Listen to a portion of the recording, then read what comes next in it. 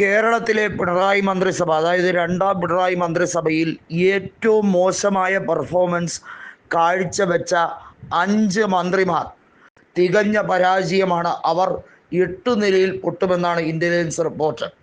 അതായത് ആറന്മുളയിൽ ഇനി വീണ ജോർജ് മത്സരിക്കുകയാണെങ്കിൽ അവരുടെ പരാജയം ദയനീയമായിരിക്കും.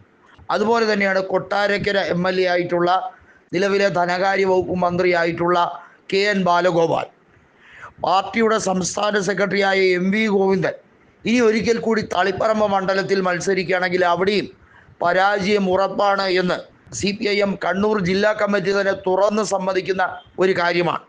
അത്തരത്തിൽ കാരണം തളിപ്പറമ്പ് നിയോജക മണ്ഡലത്തിൽ 9,000-ലേറെ വോട്ടിൻ്റെ ലീഡ് UDF വളരെ വ്യക്തമായി നേടിക്കഴിഞ്ഞ ഒരു മണ്ഡലമാണ്. തളിപ്പറമ്പിൽ ഇനി MV ഗോവിന്ദൻ്റെ ഒരു പരിപ്പും വേവില്ല എന്നുള്ളത് ഉറപ്പിച്ചു കഴിയുന്ന സാഹചര്യം. അതുപോലെ തന്നെയാണ് നിലവിലെ വ്യവസായ മന്ത്രിയായ P രാജീവ് കളമശ്ശേരിയിൽ മത്സരിക്കുമ്പോൾ അദ്ദേഹത്തിനെതിരെ മത്സരിക്കുന്ന KM ഷാജിയാണെങ്കിൽ തീർച്ചയായും P രാജീവിന് പരാജയം ഉൾക്കൊള്ളേണ്ടി വരും. കാരണം അത്രയേറെ ജനദ്രോഹപരമായിട്ടുള്ള നയങ്ങളാണ് വ്യവസായവൽക്കരണവുമായി ബന്ധപ്പെട്ട കാര്യത്തിൽ കേരളത്തിൽ സ്വീകരിച്ചത്. വ്യവസായിയായ സാബു ജേക്കബ് തുറന്നു പറഞ്ഞതുപോലെ കേരളത്തിൽ വ്യവസായത്തിന് NOC നൽകണമെങ്കിൽ ഒന്നുകിൽ CITUവുമായി അടുപ്പമുള്ളവരായിരിക്കണം, അതല്ലെങ്കിൽ പിണറായി വിജയന് കൃത്യമായി ഷെയർ കൊടുക്കുന്ന രീതിയിലേക്ക് വരേണ്ടതാണ് എന്ന് അദ്ദേഹം പരോക്ഷമായി തന്നെ തുറന്നടിച്ചിരുന്നു. മുഖ്യമന്ത്രിയുടെ മകൾ വീണ ജോർജിന് എന്തുമാകാം, മുഖ്യമന്ത്രിക്ക് എന്തുമാകാം. ഇവിടെ കേരളത്തിൽ ഒരാൾ വ്യവസായ സംരംഭം തുടങ്ങുമ്പോൾ അദ്ദേഹത്തിന് ആന്തൂറിലെ ഷാജൻ നേരിട്ടതുപോലെ ദുരിതാനുഭവങ്ങൾ മാത്രമാണ്. കേരളത്തിൽ അതുകൊണ്ടാണ് നിക്ഷേപ സൗഹൃദമല്ലാതെ ആവുന്നത്.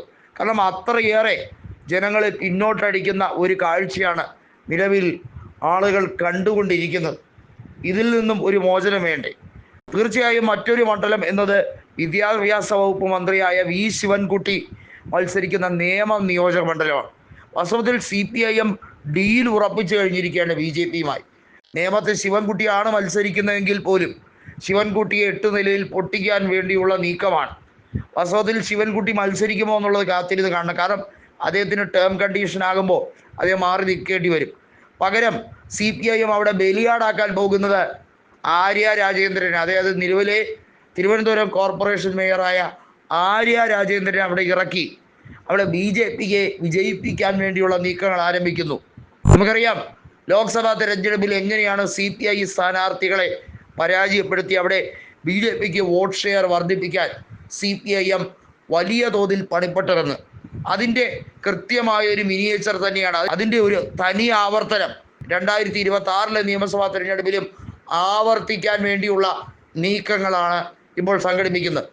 5 CPIM മന്ത്രിമാർ, നിലവിൽ പിണറായി മന്ത്രിസഭയിലെ 5 CPIM മന്ത്രിമാർ ഉറപ്പായും പരാജയപ്പെടുമെന്ന് ഉറപ്പിക്കുന്ന സാഹചര്യമാണ് നിലവിൽ